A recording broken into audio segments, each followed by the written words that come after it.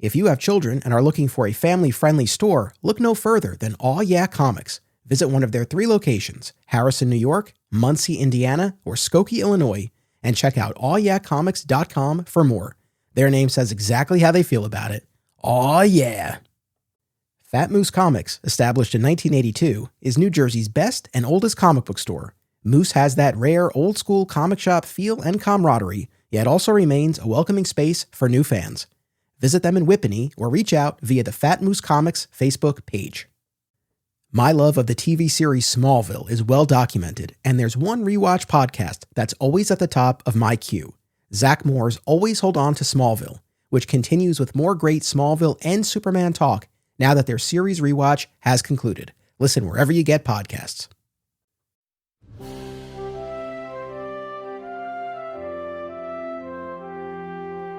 In the 1950s, George Reeves embodied the Man of Steel in Superman's first television adaptation, from its gritty black and white beginnings to the kid-friendly color years. To this day, an entire generation reveres George as their Superman, while for others, the show remains an overlooked, underrated chapter in the character's history. On this podcast, we bring everyone together as we break down each episode of Adventures of Superman, examining it within the context of the series itself, as well as the larger Superman mythology.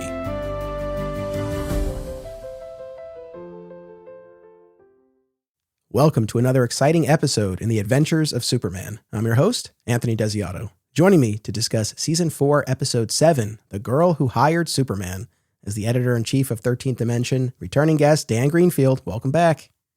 Hello, Anthony. How are you? I'm doing well. I'm looking forward to discussing this episode in which counterfeiters hire Superman as entertainment to trick him into smuggling a forging plate out of the country. This aired on May 5th, 1956, written by David Chandler, directed by Phil Ford, and our guest cast included Gloria Talbot as Mara Van Cleaver, John Eldridge as Jonas Rockwell, Maurice Marsac as Oresto, George Curry as Casper, and Lynn Guild as Millie. So overall thoughts on this one? Yeah, it's a good episode. It didn't hold up as quite as well as I remember having watched it, but it's a good straightforward episode. Gloria Talbot, I think, is terrific in it. I think she's a lot of fun. That character is a lot of fun. But on the whole, I think it's more of your classic Superman versus mobsters story, and I think it's fine. I don't think it has too many high or low points, but I think it's just a solid color era episode.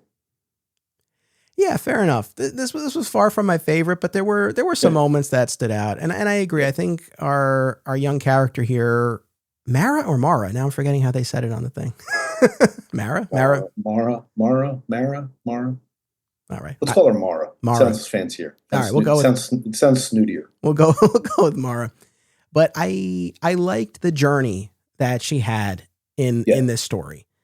Yeah. And this wealthy heiress who's used by her guardian to lure Superman into this situation where he's unwittingly smuggling that forging plate.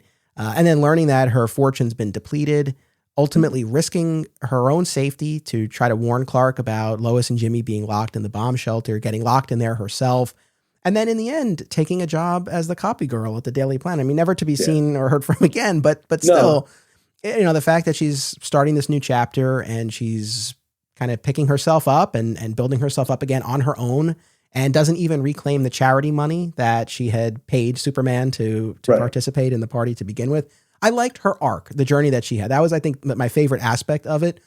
The business about Superman, like performing super feats at a party, my mileage was fairly limited, but it was, I guess, somewhat intriguing to see him in that type of situation, I guess. A little different. Yeah, it was, I mean, of course, the charity aspect of it was what it did, because Superman, given that opportunity, and let's not forget, $10,000 in 1956, a lot of money. Yeah. A lot of money today. Yeah. I would take 10. If someone walked up to me and said, "Will you show up at a party for 10 grand?" I would do it anyway. So, absolutely.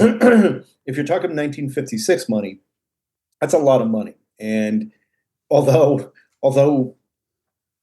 his charity, I think, is a little bit weird, but we'll get back to that. Anyway, Well, I don't know if you want to get into the recap in general, if you just want to keep moving, because you're right. She is the character who really kind of holds the whole episode together. It really is. I mean, it's called the girl Yep. who hired Superman. Yeah, I mean, she is the centerpiece of the episode. Yeah, we can move forward. The last kind of big thing, although it's a specific moment, we'll get to it, but when Clark rather than Superman shows up towards the climax of the episode, I hit a big wall with that, because I felt like we were that only happened so that we could prolong the story and have Clark get locked up, and I just felt like, well, why? But there is this episode does have a couple of drag moments that definitely hold it back. Yeah, it doesn't move as briskly as it could. Okay, so moving into our breakdown here, Arresto complains to Jonas about Superman interfering with their past plans. But Jonas hints at a new scheme that involves hiring Superman through the newspaper. At the ad desk of the Daily Planet, the wealthy heiress Mara Van Cleaver tries to place a full-page ad soliciting Superman's services. But Clark is there and he intervenes to say that Superman isn't for sale, but Mara offers $10,000 for a charity of Superman's choosing if he entertains at a party featuring the diplomat from Argonia. Clark offers to pass along the message. After all, he's Clark Kent, and he's been known to contact Superman, and mockingly agrees with Mara that there must be a photographer present. So, so go for it. Well, she's a nasty piece of work. She's so obnoxious and hilariously so. She's like, can I help you? Well, if you can't, then you shouldn't be earning a salary, should you? I mean, it's just wow. Yeah. Like right off the bat, she's just, yeah. So I like how they immediately establish just how nasty she is and how obnoxious she is. And even with Clark, she's very, very condescending. But again, the Clark never can get offended because he always knows he's Superman. So he always just rolls with it. But she treats him too, just like he's some kind of peon, and he's amused and of course intrigued by, why do you want to hire Superman? Why are you willing to pay this money for it? So he kind of rolls with it because, he already knows he's the bigger person, as it were. Yeah, absolutely. Now, it's not said at this point which charity Superman will choose. Do you want to address this now or save it for the very end? We can save it for the very end. Okay. Save it for the very end. Because I had, I think, maybe the same reaction as you as I was watching it. Yeah. As we continue here, at the party at the Van Cleaver estate, Lois and Jimmy arrive first, and Mara remarks about a woman reporter. Superman arrives and performs various super feats. He crushes and reforms a diamond, bends fire pokers, jumps up and down from a ledge, and rips a phone book in half twice over. While he does this, Casper steals a counterfeiting plate from the DA's office and hands it to Jonas, who puts it in a film holder. So what'd you make of that interaction between Mara and Lois? Because I thought that was pretty interesting, the business about the woman reporter, and then Lois's retort. The back and forth between the two of them, the class warfare, of working woman Lois and dilettante, spoiled brat Mara, is great, and it's the show didn't usually get into that kind of, I don't know if I would call it commentary so much. That's not something that you generally.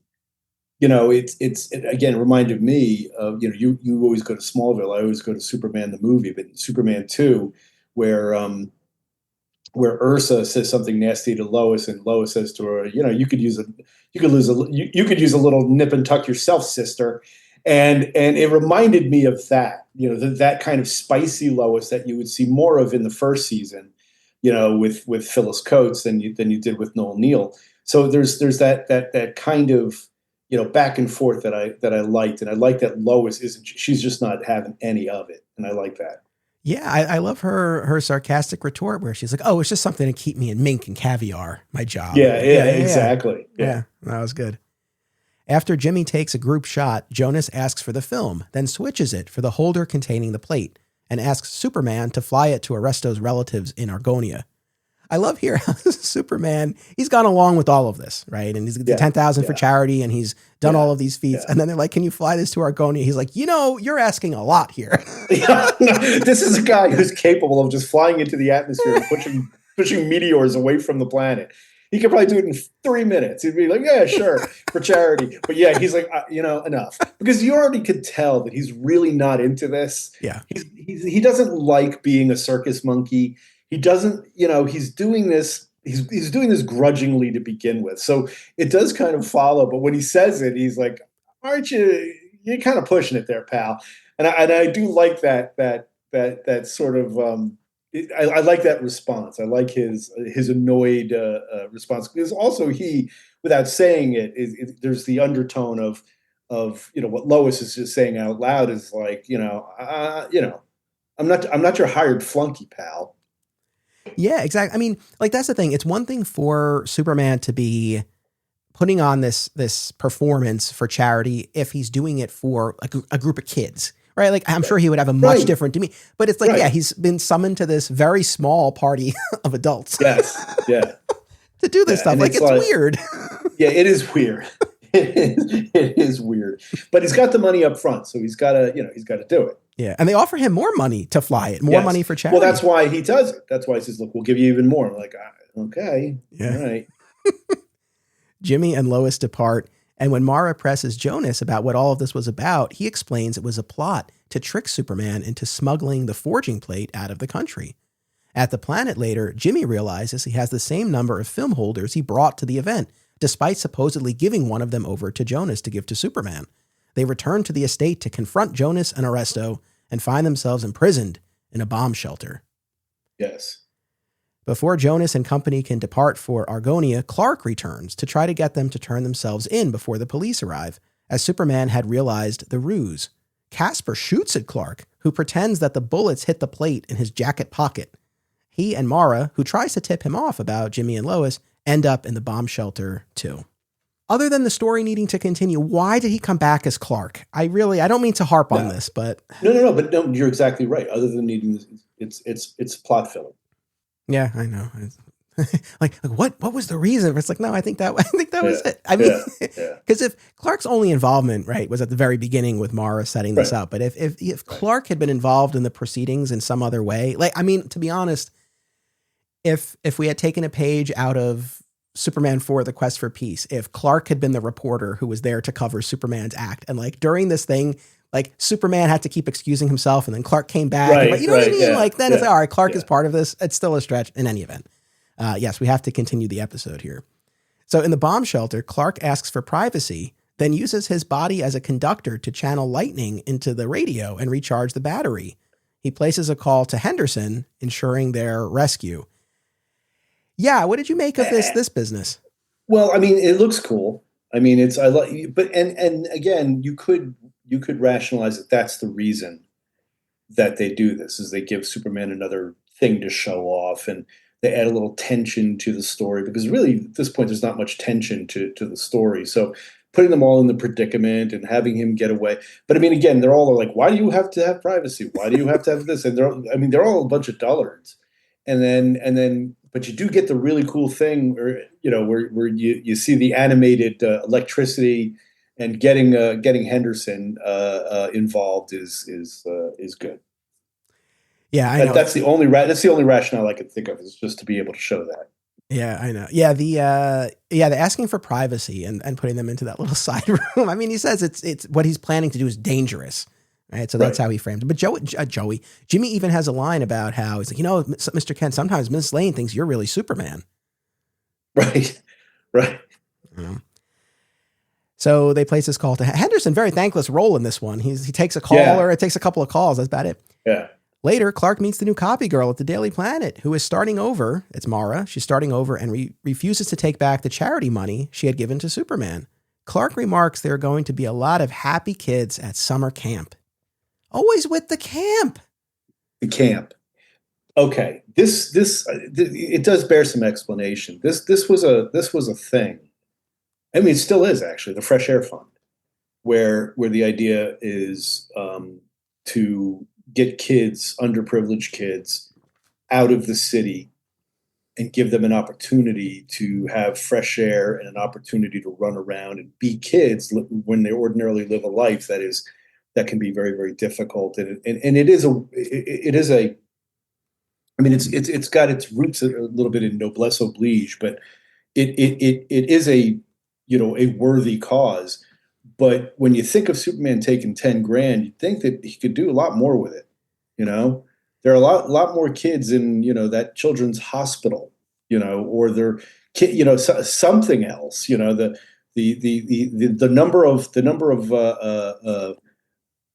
I don't know. I mean, it just seems like the Fresh Air Fund, which is not named as such, is kind of an interesting go to. But again, it wasn't uncommon. In fact, the New York Times, I think even to this day, still does a Fresh Air Fund thing every year. So yeah, it's not like there's no merit to this choice, no, but I think it is weird. Well, I think two things. One, there's at least one other instance going back to the black and white era in season 2, the clown who cried, when they're doing that telethon, and it's for sending kids to summer kids. So it was just like, again, with the camp, but also, but to your point, yeah, like just that, like, these are very high figures we're talking about, these dollar amounts. And I agree with you. It's like, could this not have been used for something a little bit more pressing? Not that it's not important for the kids to get fresh air, but yeah, a nice note for Mara to end on. I really, really did like that. Yeah, she's good. They I mean, it's highly implausible, but I'll buy it. It's the 50s, and the idea that she's learned her lesson about being a nasty piece of work, and that money doesn't solve all your problems, and that she should do for herself. And you hear of stories where that actually has happened in real life, where someone loses everything and they pull themselves up by their bootstraps. So that's good. But yeah, and I wish she'd come back. She would have been a great girlfriend for Jimmy. That's what I'm saying. And I don't mean to be a broken record whenever we talk about this. I know this was a different style of storytelling in the 50s. I know we didn't have these serialized episodes, but it's just like, could you come back once? Like, bring her back one time? Just because it would be nice to kind of have that continuity and see what becomes of her. Oh, and also, as we mentioned, John Eldridge played Jonas here. So this is his third of 4 appearances, if I'm not mistaken, on the show. He was the mysterious bad guy in Crime Wave at the end of season 1. He was the villain in Shot in the Dark in season 2, when the little kid takes the photo that shows Clark changing into Superman. We see him here. And then a while from now, you'll be back and we'll talk about his season 6 appearance in Superman's Wife. So he's a favorite of mine. I really do like him. Once again, I don't mean to be a broken record. It would have been cool to see him play the same character and become a little bit of a series big bad or something like that. But I'm always happy when he pops up. I enjoy him. Yeah. All right. He's got that refined criminal as opposed to the thug criminal. Yeah. Yes, exactly. All right. So on a scale of 1 to 5, Great Caesar's Ghost, how many are we giving The Girl Who Hired Superman? 2.5. Same. 2.5 for me as well. Yeah, it has its moments, but it's got drag. It's got a lot of unanswered questions. Gloria Talbot, I think, is the highlight. But the rest of it is just okay. Yeah. The last thing I'll say, and I think this is one of our shortest recordings, but we said what we needed to say. But one of the last things I'll say is this whole notion that Jonas repeats this a couple of times about, like, we're going to trick Superman. Like, we're going to trick him for a change. Like, I don't know. I just kind of an intriguing idea of a plot against him. Like, this falls into a different category than most of the other things that we see. So I just found that interesting. So, but that also goes to the point that you were making, that it would have been interesting if he'd been a recurring character. Yes. Yeah, I know, especially really because there's for a change. Well, and especially because there's clearly backstory between Superman and these criminals we've never seen before. So it's like, if you had just made them criminals we've seen before, we would have seen the backstory. That's fine. Yeah. All right. So I encourage everyone to check out 13thdimension.com. Is there anything in particular you want to mention to folks about what you guys do? No, just, stop on by the site any day of the week. We never close, as they say. And, we've got, we have our whatever, news we have, or daily features, but we also have our regular weekly and monthly features: Bronze Age Bonanza, Hot Picks, Retro Hot Picks, Morrison Mondays, Sunday Funnies with Kerry Callan, Franco Fridays, you name it. I'm still there's still Wednesdays and Thursdays. I'm looking for people who have alliterative names who I could put up on Wednesdays and Thursdays, but the other 5 days of the week are at least spoken for. So Nice. All right. Well, everyone, check that out. Thank you, Dan. Thank you, audience. Make sure you come back next time. And until then, as always, remember, only Superman can do super things. Ever wonder what would happen if a person who knew barely anything about comics decided to absorb hundreds of Superman stories? Robbo is that kind of person, and that's exactly what he's doing on a new show called This Podcast Will Never Die. Listen and subscribe today. Single Bound is a new podcast hosted by married couple Amy and Logan as they review single issues of comics. And if the title makes you think of Superman, you're not alone, as the Man of Steel is a regular topic of discussion. Listen and subscribe to Single Bound on Spotify and YouTube. Whether you're an independent filmmaker or you just love movies, don't miss these New Jersey film festivals. Brightside Tavern in Jersey City, Hang On to Your Shorts in Asbury Park, and Round Reel in Bloomfield. Submission information for filmmakers can be found at filmfreeway.com.